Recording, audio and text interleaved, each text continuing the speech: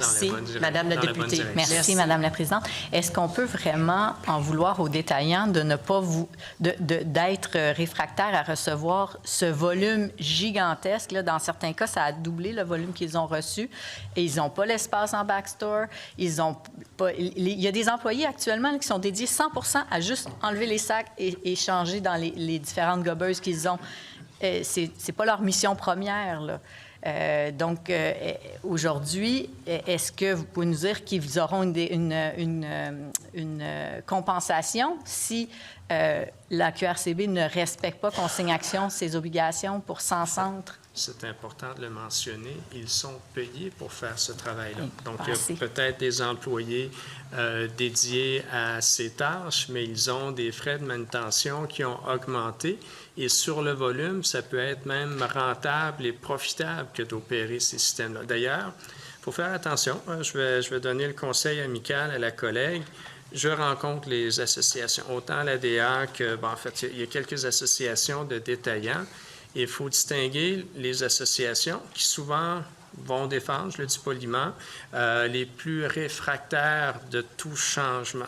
C'est le propre des associations et je le dis en tout respect. Mais on parle aussi à beaucoup de détaillants qui, même une fois le réseau des centres consigne-action pleinement déployés, tiennent à avoir leur propre lieu de retour parce que ça peut être payant, c'est sur le volume. Si on parle de quelques sous le contenant, fois des centaines de milliers, voire des millions de contenants par année, ça peut être une source de revenus. Donc, les associations vont parler aussi pour celles et ceux qui ne veulent pas ce changement-là, mais il y a des détaillants. Je suis désolée de vous couper. Quand moi je parle, votre micro est coupé. Je passe la parole à Madame la députée. Merci, Madame la présidente.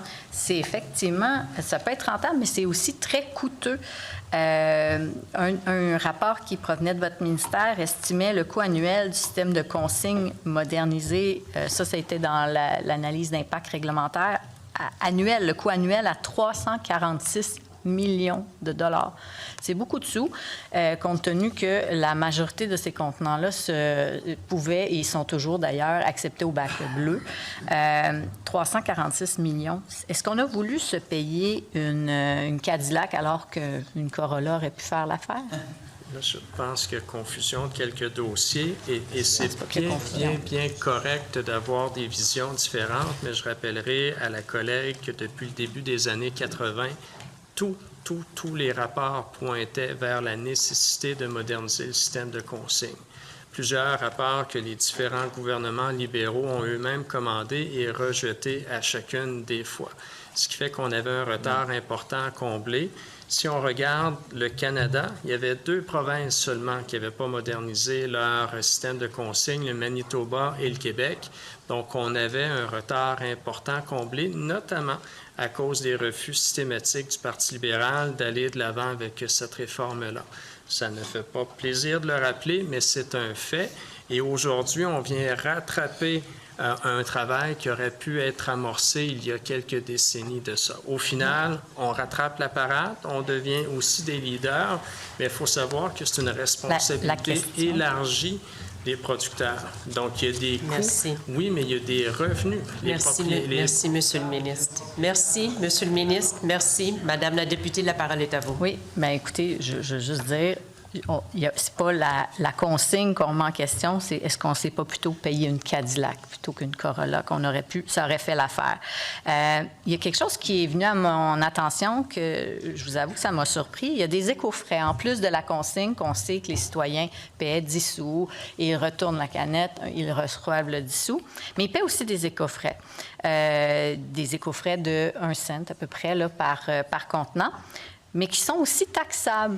C'est taxable aux 2 paliers de gouvernement. Donc, pour une caisse de 24, avec 2,40 de consigne, bien, en plus, on a 24 sous d'éco-frais. Avec les taxes, ça fait 28 sous.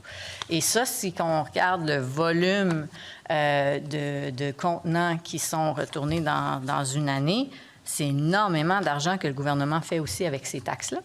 Pourquoi on l'a maintenu comme ça, peut-être que ce soit taxable?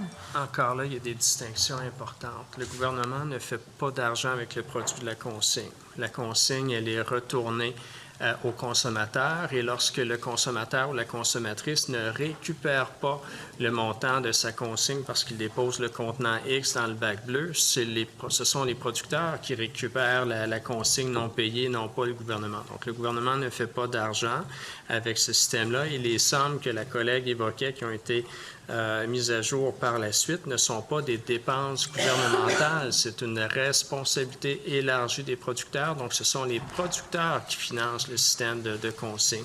Et certains producteurs, pas tous, certains producteurs ont décidé d'externaliser ce que l'on peut appeler un éco-frais parce qu'ils estiment que financer ce système-là leur coûte X montant d'argent par rapport à ce qu'ils récupèrent à travers la vente de la matière. Donc, c'est libre aux producteurs d'imposer ou d'externaliser le coût supplémentaire de leur responsabilité. Merci. Mais le gouvernement ne fait pas d'argent. Merci, Monsieur le ministre. Merci beaucoup, Madame la députée. Très simplement, est-ce que le gouvernement charge des taxes sur les éco-frais? En fait, le gouvernement taxe des taxes sur le prix de vente. Donc si le producteur ajuste son prix à la hausse, c'est un prix qui est taxable. Donc, c'est au producteur qui l'externalise ou l'internalise. Les éco-frais sont-ils taxables? Madame la députée, on va laisser le ministre terminer. Et le prix de vente est taxable. Donc, voilà. Simplement. Donc, c'est oui. Parfait. On va aller sur la collecte sélective. On a vu qu'il y avait une superposition de frais qui a été dénoncée par les restaurateurs, les producteurs agricoles, les magazines aussi, qui ont mentionné qu'ils avaient comme une triple facturation, celle des municipalités de l'an dernier, celle de cette année de la collecte sélective de cette année, en plus d'une réserve. Ils ont demandé un étalement de ces frais-là. Est-ce que ça a été analysé? Est-ce qu'on a pu permettre un tel étalement pour réduire le choc tarifaire pour les différentes parties là, qui étaient taxées? Une question très pertinente et d'actualité également. On parle à nouveau d'une responsabilité élargie des producteurs. Donc, ce n'est pas le gouvernement qui détermine les prix d'opérationnalisation du système, mais les producteurs eux-mêmes. Et il y a quelques problématiques dans ce qui est évoqué et qui est juste de la part de la collègue. Ce sont les producteurs qui siègent donc au conseil d'administration de l'organisme de gestion désigné, dont des restaurants, dont des épiceries. Donc, moi, j'étais un petit peu surpris de voir des détaillants franchisés d'une bannière X se plaindre d'un prix alors que leur propre association est représentée sur le conseil d'administration qui détermine le prix. Donc, il y avait un enjeu de communication. Mais ceci dit, il y a une problématique réelle et on travaille autant avec les producteurs Merci, Monsieur le ministre. Désolée de vous couper. Madame la députée, il vous reste 3 minutes. Est-ce qu'on a permis l'étalement? Et je vais demander aussi, est-ce qu'il y a des changements depuis l'entrée à la collecte sélective? Est-ce que la collecte des matières recyclables se fait à la même fréquence? Parce qu'on dit que les coûts ont augmenté, mais est-ce qu'on le fait à la même fréquence qu'avant? Ce n'est pas le gouvernement qui détermine la fréquence. Ce ne sont pas les municipalités dans bien des cas non plus. Ce sont des contrats qui sont signés entre l'organisme de gestion désigné et les municipalités parce que la responsabilité revient aux producteurs. Pour ce qui est de l'étalement, c'est quelque chose, des paiements, c'est quelque chose qui est envisagé. On pense pouvoir confirmer une formule au cours des prochaines semaines, des prochains mois. Donc, il y a beaucoup de rencontres qui se font actuellement pour atténuer les impacts. Et pourquoi les impacts sont importants à ce moment-ci? C'est la convergence de différents systèmes. La fin d'un système, le début d'un autre. Donc, il y a un ajustement au niveau de ce qui est facturé. On est conscient que ça peut être problématique pour certaines industries. Il y a un accompagnement qui est assuré et qui va peut-être même impliquer un changement réglementaire au cours de la prochaine année. Merci, Madame la députée. Bon, je pense que ça va être apprécié de permettre l'étalement. Pour revenir à ma question sur la collecte, bien, je vous confirme que les contrats qui sont négociés, imposés par Éco-entreprise Québec vont amener la collecte des matières recyclables aux 2 semaines partout au Québec, alors que dans bien des endroits, la majorité des endroits, c'était aux semaines. C'est quand même un changement majeur. On ne l'a pas dit aux citoyens. Personne n'est au courant de ça. Et c'est difficile de comprendre comment les coûts peuvent augmenter autant si, en plus, on réduit la collecte. Donc, moi, j'aimerais comprendre et peut-être qu'on devrait aussi regarder de ce côté-là, à savoir pourquoi les coûts ont augmenté autant. Cette réforme-là a été saluée par le milieu municipal, notamment parce que ça vient les dégager d'une responsabilité importante. Donc, ça représente des économies pour le milieu municipal. Ultimement, c'est un prix juste qui est facturé par les producteurs pour pouvoir rencontrer leurs obligations.